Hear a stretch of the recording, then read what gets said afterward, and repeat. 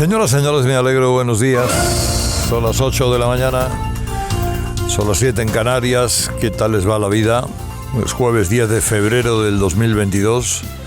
Hoy salimos a la calle sin mascarilla. Solo obligatoria en donde haya eventos públicos. En el exterior, digo, los interiores todavía lo es. Claro, usted me pregunta, oiga, ¿y las calles con aglomeración? Pues si las calles con aglomeración no es obligatoria, pero yo le recomendaría, bueno, que lo que dure el frío, si usted va a caminar por donde a la gente se le puede arrimar hombro con hombro, pues hombre, yo, en fin, no estaría de más ponérsela puntualmente. No es obligatorio, pero sí recomendable. Esto ya queda a discreción de cada cual. ¿Puede volver a cambiar esto? Pues no sé, porque estamos en manos de unos tipos que cambian de criterio con una facilidad asombrosa. Y a lo mejor sí, viene otra variante. Esta está bajando, indudablemente. Todavía eso no se nota en la cifra de fallecidos, aunque la cifra de fallecidos, ya les digo, no es una cifra clara. No nos explican quién muere con, quién muere por, quién muere sin vacunar, qué patologías previas tenía un fallecido, etcétera, etcétera. Así que si mañana llega otra variante, pues ¿qué le voy a contar? Ya toquemos madera, pero en principio vamos a pensar que las cosas van a seguir hacia un terreno más halagüeño. Luego, el otro estreno de este jueves es el del salario mínimo. El salario mínimo sube a 1.000 euros, prácticamente con 14 pagas. Y esto, oiga, cualquiera que no sea un energúmeno, pues dirá, con los salarios en España son bajos. La vida es cara, la inflación está al 6%. ¿Cuántos trabajadores realmente se van a ver afectados por esta medida? 2 millones, 3 millones. Bueno, efectivamente que puedan reunir unos cuantos euros más al día es halagüeño. Pero claro, la cuenta que hay que hacer queda incompleta si solo vemos esa parte. Si no vemos la parte en la que se obliga a la empresa sin el consenso de los empresarios. Esto se ha hecho a las bravas. En el que se obliga a la empresa a pagar más a determinados trabajadores y a pagar más cotización por ese sueldo que es más alto, con lo cual el que gana siempre es el gobierno. Aquí hay mucho debate con este asunto. Es decir, ¿qué es lo que se ha aprobado? ¿La bajada de la productividad? Hay que hacerse una pregunta. ¿Aumenta si la producción aumenta al aumentar el salario? No necesariamente, con lo cual eso va a cargo de los costes del empleador. En una situación como la española, con más destrucción de empleo que nadie en la OCDE, más paro de jóvenes y mujeres que nadie, con muchísimas decenas de miles de empresas cerradas, con la peor subida de deuda pública de Europa, obligar a ese esfuerzo a la clase empresarial a lo mejor es contraproducente. Vaya usted a saber, eso lo veremos. Lo bueno de estas cosas es que antes o después se ven. Se ven por una parte en el empleo que se pierde, pero también se ve, eso es un cálculo más difícil evidentemente, en el empleo que se deja de crear. Por ejemplo, hoy lo escribe en ABC Yolanda Gómez. A los 2 millones de trabajadores beneficiados por la subida del salario mínimo, hay que decirles que estarán contentos si logran mantener su trabajo. Porque habrá comerciantes, agricultores, hosteleros, que no se lo van a poder permitir.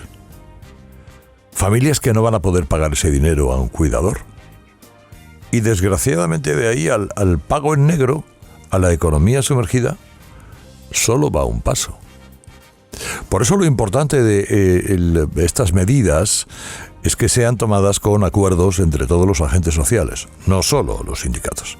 Pero aquí esta es una decisión política del gobierno de Sánchez, que tiene que rastañar heridas de la pasada aprobación de la reforma laboral y sobre todo hacer cositas para,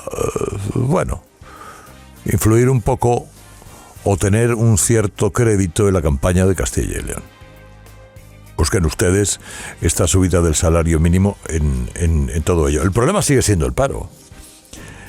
El problema es que tenemos el mayor paro juvenil de toda la Unión Europea, sin que haya ningún país que esté peor que nosotros en ese sentido. Y aunque el problema sea que tenemos una inflación del 6%,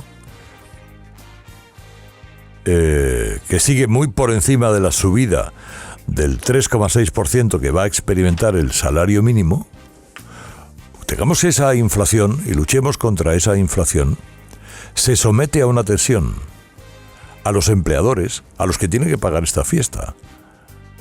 Yolanda Díaz invita, pero quien paga es la empresa, la pequeña empresa española. Oiga, ¿es fácil subir los salarios sin asfixiar a la pequeña empresa española? Ya lo veremos, hay quien dice que sí. A esa pequeña empresa española, Podemos quiere subir otros 10 puntos el impuesto de sociedades. Otros 10 puntos. Subiendo impuestos, subiendo el impuesto al trabajo a través de cotizaciones, subiendo el salario mínimo, hay quien tiene que pensárselo si contrata o no contrata. Es tan fácil como eso. Si puede mantener a los 4 que tiene contratados y en lugar de 4 quedarse con 3. Eso también lesiona la productividad. Con lo cual, bueno, ya les digo, el jeroglífico es difícil, muy difícil de prever. Eso es... eso estamos todos de acuerdo. Lo bueno de esto es que las consecuencias se conocerán. Y si no hay, bueno, pues enhorabuena a los 2 millones de trabajadores que van a tener un poco más de dinero ese mes. Que para ellos puede suponer un importante alivio, el ser mileurista. Pero si pierden el trabajo por consecuencia de ello, a lo mejor la alegría no es tanta. Bueno, vamos a ver, y la reforma fiscal, asunto que ha vuelto a generar un choque entre PSOE y Podemos, está ahí, ¿eh? Reforma fiscal que ya saben que cuando los socialcomunistas hablan de reforma fiscal, lo que hablan es de subir impuestos. Crear más impuestos. La ministra de Hacienda, Montero, que ya dejó descojonciada la Hacienda de la Junta de Andalucía, sigue esperando para finales de este mes el informe de los expertos. Informe en el que se está analizando cómo puede meter aún más la mano en su bolsillo de usted. Esencialmente la clase media, ¿eh? Van a tirar mucho de la coartada ecológica, de se acaba el mundo, y para evitarlo, pues qué casualidad, me tienes que pagar más impuestos. Bueno, pues como hay elecciones este domingo en Castilla y León, el PSOE considera que esa no es la mejor semana para hablar del palo que le van a dar a las familias españolas. Porque eso de los ricos es mentira.